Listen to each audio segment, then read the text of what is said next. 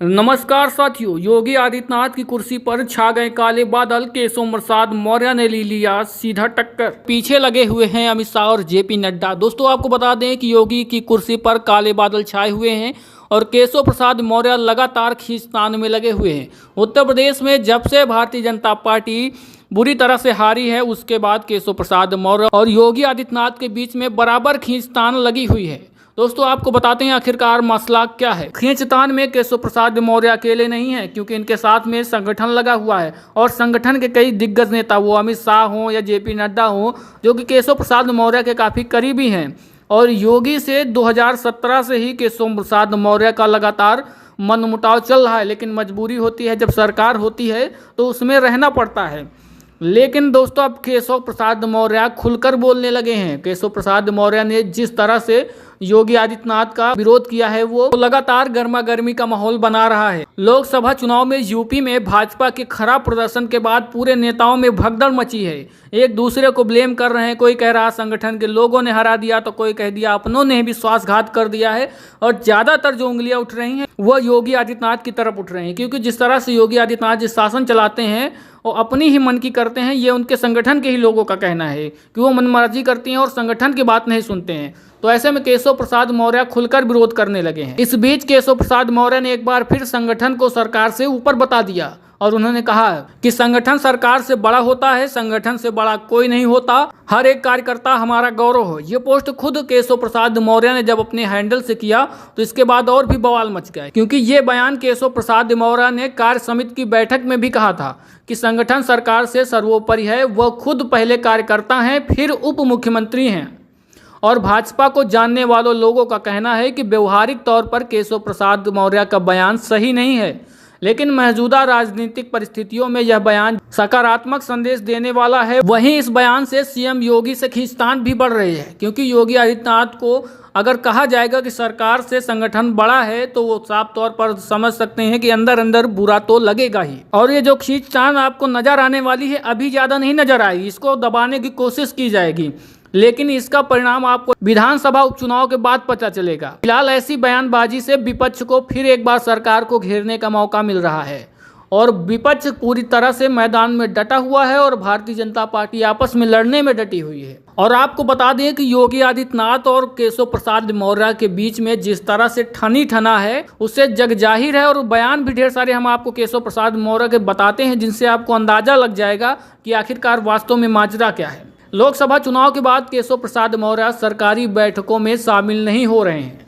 इससे आप क्या अंदाजा लगाएंगे? भाई कोई व्यक्ति अगर उप मुख्यमंत्री है, सरकार की बैठक हो रही तो उसमें उप मुख्यमंत्री गायब रह रहे हैं, तो बात क्या है? केशव 2 बार से कैबिनेट बैठक में नहीं शामिल हुए। बीते दिनों सीएम की ओर से पौधरोपण अभियान को लेकर बैठक थी, यहाँ भी केशव नहीं पहुंचे। सीएम योगी की बैठकों में उनका न पहुंचना सत्ता के गलियारों में ये चर्चा का विषय बना हुआ है कि केशव एक और सरकारी बैठकों में नहीं शामिल हो रहे हैं, वहीं दूसरी ओर दिल्ली से लगातार भाजपा के शीर्ष नेताओं और केंद्र सरकार के प्रमुख मंत्रियों से मुलाकात कर रहे हैं। केशव प्रसाद मौर्य लगातार केंद्र में अपनी पकड़ को मजबूत करते जा रहे हैं। वो चाहे जेपी नड्डा जी से मिलना हो या अमित शाह जी से मिलना हो या केंद्र के ढेर सारे मंत्री हैं उनसे मिलना हो, लगातार वो केंद्र के बड़े बड़े नेताओं से मुलाकात कर रहे हैं, क्योंकि अगर उत्तर प्रदेश की कुर्सी चाहिए होगी तो केंद्र के नेताओं से ही बात बनेगी। और पहला मनमुटाव तो वहीं हो गया था जब केशव प्रसाद मौर्य से उनसे पीडब्ल्यूडी विभाग छीन लिया गया था।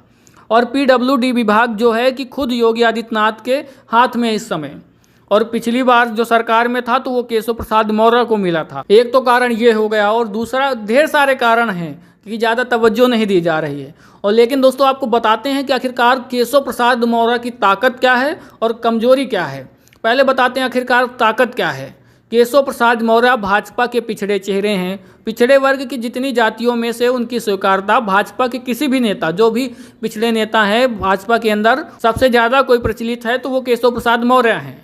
और दूसरा ये है कि केशव प्रसाद मौर्य भाजपा के राष्ट्रीय अध्यक्ष जेपी नड्डा और गृह मंत्री अमित शाह के करीबी हैं। और भाजपा के सहयोगी सुभाषपा हो या निषाद पार्टी हो, अपना दल एस हो, इनसे भी केशव प्रसाद मौर्य की नज़दीकी है। आपने अभी देखा होगा अपना दल एस की अनुप्रिया पटेल, वो भी बिचकी फिर रही हैं। वह निषाद पार्टी के अध्यक्ष संजय निषाद, वो भी बिचके हुए हैं। और उसके बाद ओम प्रकाश राजभर भी बिचके हुए बयान देने लगे हैं। और कमजोरी क्या है?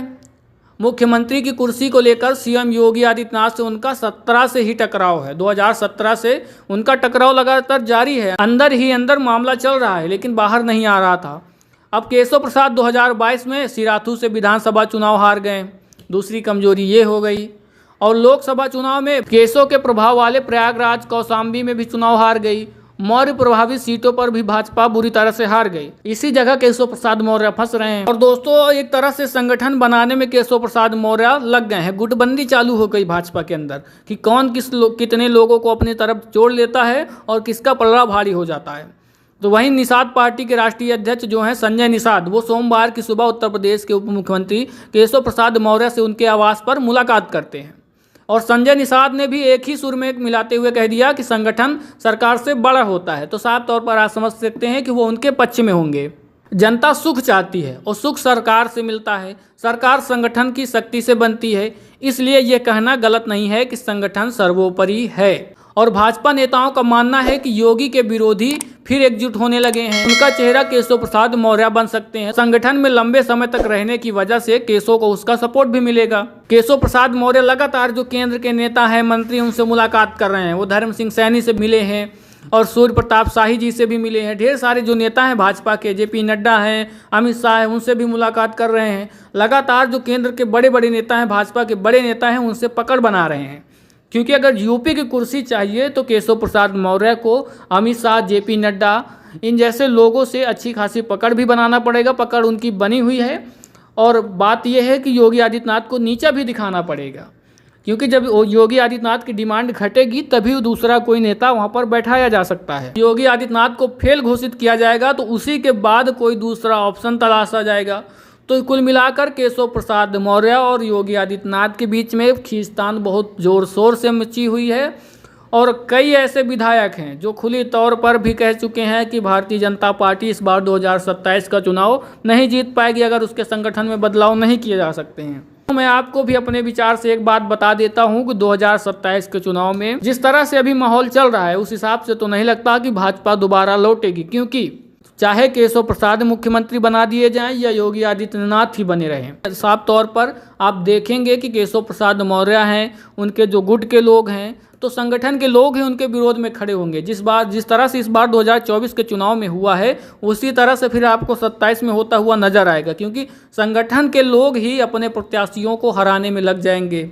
ये होगा अगर योगी आदित्यनाथ मुख्यमंत्री बने रहते हैं। ऐसे में अगर योगी आदित्यनाथ को हटाकर केशव प्रसाद मौर्य को बनाया जाता है तो ऐसे में जो केशव प्रसाद मौर्य के समर्थक हैं वो तो खुश हो जाएंगे।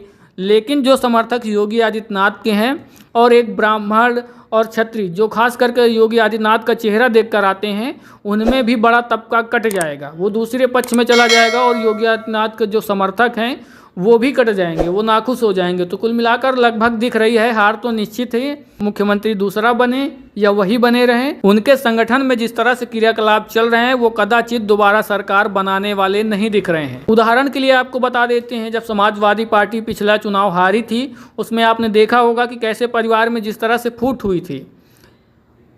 शिवपाल चाचा अलग बिखरे हुए थे, अखिलेश यादव अलग बिखर गए थे, जिसके बाद जनता को भी समझ में आ गया कि परिवार अगर फूट रहा है तो उसके बाद आपने देखा कि परिणाम क्या आया है। वही हाल अब भाजपा के साथ होने वाला है। अखिलेश यादव ने तो अपना परिवार संभाल लिया, सब लोग बहुत अच्छे से चल रहे हैं और लगातार आप देख रहे हैं कि समाजवादी पार्टी का ग्राफ आगे बढ़ता चला जा रहा है और वहीं भाजपा धरातल की ओर चली जा रही है। भाजपा के संगठन में जिस तरह से हो रहा है ये साफ तौर पर दर्शा रहा है कि घर की फूट जगत की लूट। अगर भाजपा के अंदर इस तरह की फूट मची हुई है तो साफ तौर पर जो दूसरे विपक्षी दल हैं वो समाजवादी पार्टी, क्योंकि मुख्य दल माना जाता है उत्तर प्रदेश का है भी, उसको साफ तौर पर फायदा मिलेगा। देखते जाइए आखिरकार आगे होता क्या है और बने रहिए हमारे साथ। चैनल को सब्सक्राइब कर लीजिएगा और दोस्तों जिनको ज्वाइन करना है हमारे चैनल को ज्वाइन भी कर सकते हैं। जानकारी अगर अच्छी लगती है तो लाइक जरूर कर दीजिए करें, इससे हमारा भी हौसला बढ़ता है कि आप लोगों को हमारे बनाए हुए वीडियो अच्छे लग रहे हैं, जानकारी अच्छी लग रही है तो हम आपके लिए लगातार और जानकारी लाते हैं।